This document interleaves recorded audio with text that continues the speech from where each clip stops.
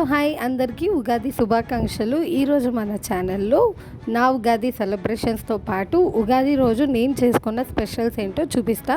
First వచ్చేసి ఇక్కడ ముందుగా స్టవ్ వెలిగించేసి గిన్నె పెట్టేసి ఇప్పుడు అందులో నెయ్యి వేసుకోవాలి. ఈ డిష్ పేరు ఏంటంటే హల్వా పూరీలు అయితే నేను చేస్తున్నా అండి. దీన్ని సోజీ పూరీలు కూడా అంటాము. నెయ్యి అయితే కాగింది. ఇప్పుడు ఇందులో నేను సోజీకి సరిపడా వాటర్ అయితే వేస్తున్నాను. సోజీ అంటే మనకి రవ్వ అండి, బాంబే రవ్వ.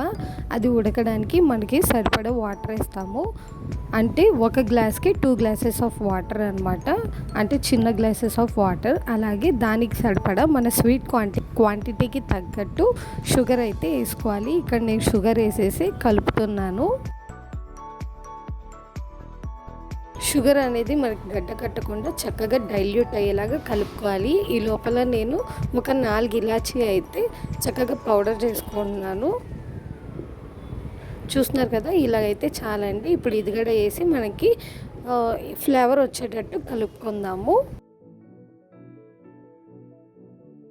మనకి వాటర్ బాగా బాయిల్ అయ్యాయి కదండి. ఈ స్టేజ్లో మనకి సూజీ రవ్వ కూడా యాడ్ చేసుకోవాలి.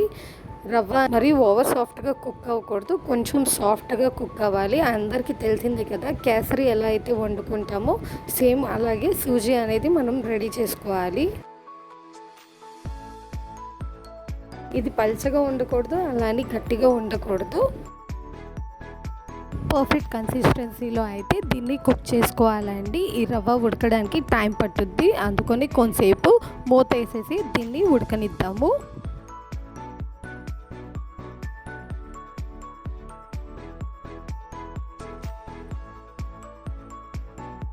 నేను ముందుగానే హల్వా పూరికి కావాల్సిన మైదా పిండి అయితే నానబెట్టేసుకున్నా అండి. ఎందుకంటే మైదా పిండి మనకి ఎంత నానితే అంత సాఫ్ట్గా అలాగే స్మూత్గా అయితే పూరీస్ మనకు వస్తాయి. చూస్తున్నారు కదా, చాలా సాఫ్ట్గా ఇలాగా ముందే నేను పిండిని అయితే నానబెట్టుకున్నాను.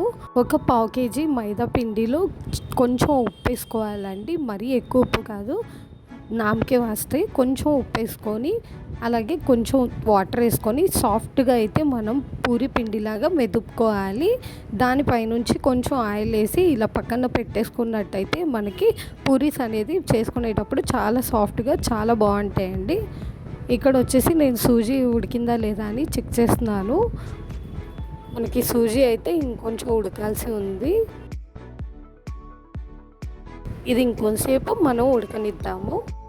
ఈ సూజీ ఉడికేటప్పుడు మనం స్లిమ్లోనే ఉడికించుకోవాలి.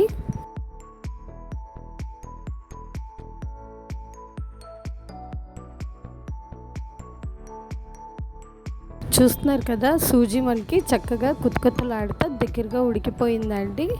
ఈ స్టేజ్లో మనం ఒక 2 సార్లు కలుపుకొని దింపేసినట్టయితే ఇది చల్లారేసరికి మనకి గట్టిగా వచ్చేసుద్ది. సూజీ అయితే ఉడికిపోయింది. నేను ఇప్పుడైతే స్టవ్ ఆఫ్ చేసుకుంటున్నాను.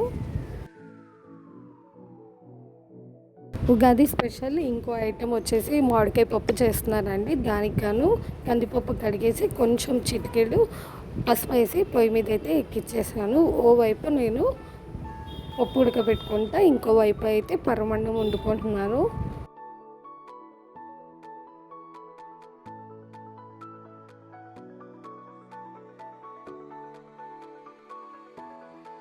ఇంకా ఈ లోపల ఆ 2 ఉడికే లోపల నేను ఉగాది పచ్చడి చేద్దామని ఇక్కడ ఉగాది పచ్చడి ప్రిపరేషన్స్లో అయితే కూర్చున్నాను. షార్ట్ వీడియో అప్లోడ్ చేశాను, ఎవరైనా చూడకపోయి ఉంటే చూడండి.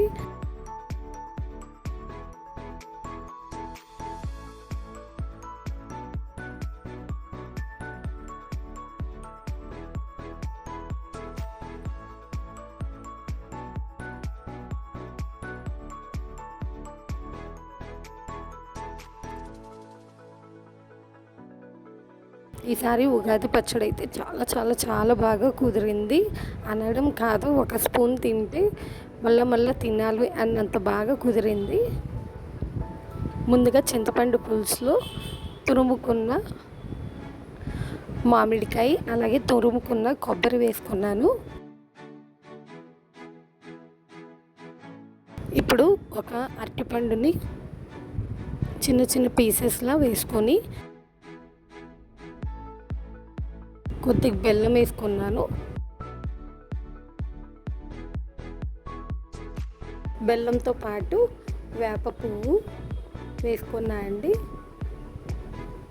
మేమైతే ఉగాది పచ్చడి ఇలా ప్రిపేర్ చేస్తాము.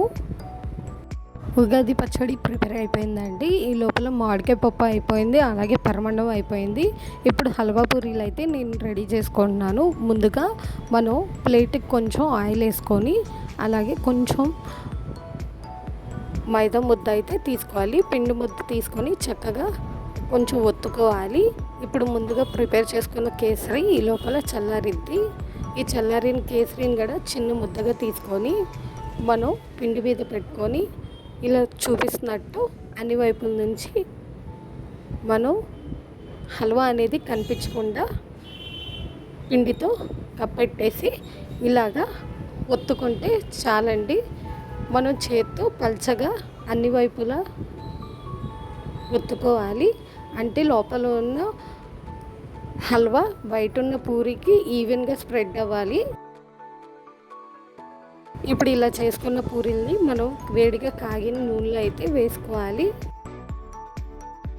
అంతే అండి, హల్వా పూరి చేసుకోవడం చాలా సింపుల్ అన్నమాట. పిండి మనం ముందుగానే నానబెట్టాం కాబట్టి మనం ఎలా చేస్తే అలా వచ్చింది పూరి అనేది. చూస్తున్నారు కదా, నాకు పూరి కూడా చక్కగా పొంగింది. స్వీట్ పూరి అయినప్పటికి కూడా ఒకవైపు కాలిన తర్వాత ఇంకోవైపు ఇలాగా కాల్చుకుంటే అంతే అండి, simple and tasty halwa puri అయితే రెడీ అయిపోతాయి.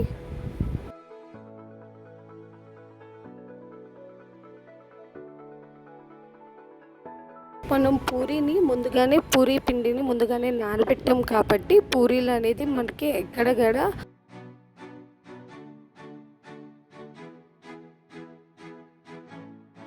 చక్కగా సాఫ్ట్గా మనం ఎలా ఒత్తుకుంటే అలా వస్తున్నాయి అన్నమాట. పూరి పిండి కలిపేటప్పుడు మనం చక్కగా కలుపుకోవాలి. నేను ఈవెన్ పిండి కలిపేటప్పుడు కొంచెం కూడా నెయ్యి వేయలేదు, జస్ట్ ఉప్పుతోనే పిండిని కలుపుకున్న పిండి మీద కొంచెం ఆయిల్ వేసి నానబెట్టాను అంతే అండి. చూస్తున్నారు కదా, పూరీలు అనేది మనం ఎలా ఒత్తితే అలా వస్తున్నాయి.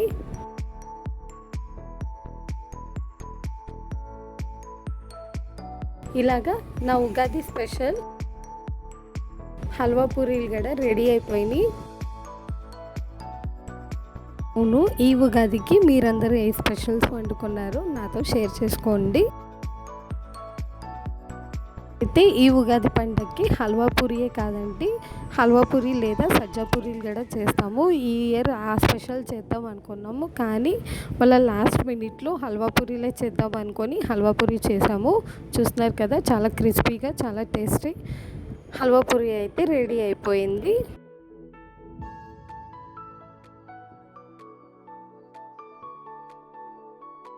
ఈ లోపల స్పెషల్స్ అన్నీ కుకింగ్ చేసే లోపల మా వాళ్ళు అయితే పూజ అరేంజ్మెంట్స్ అయితే చేసేసారండి. ఒకవైపు దేవుడికి ఇంకా మా పెద్దలకి అయితే కూర్చోపెట్టేసి ఇలాగా పండగకి వండిన స్పెషల్స్ అన్నీ అయితే వాళ్ళకి వడ్డించేసాము. ఇలాగా మేము ఈ ఉగాది సెలబ్రేషన్ అయితే చేసుకుంటాము. ఇలా నైవేద్యం పెట్టేసిన తర్వాత దీపారాధన చేసి కొబ్బరికాయ కొట్టేసి హారతి ఇచ్చి అలాగే సాంబ్రాణి ధూపాలు కూడా చూపిస్తామండి. ఇలా మా ఉగాది సెలబ్రేషన్స్ అయితే మేము సెలబ్రేట్ చేసుకున్నామండి. మీకు కూడా నా వీడియోస్ నచ్చినట్టయితే తప్పకుండా లైక్ చేయండి, షేర్ చేయండి, అలాగే కామెంట్ చేయండి. మరొక వీడియోతో మీ ముందుకు వస్తాను. అలాగే మరొకసారి మీ అందరికీ ఉగాది శుభాకాంక్షలు.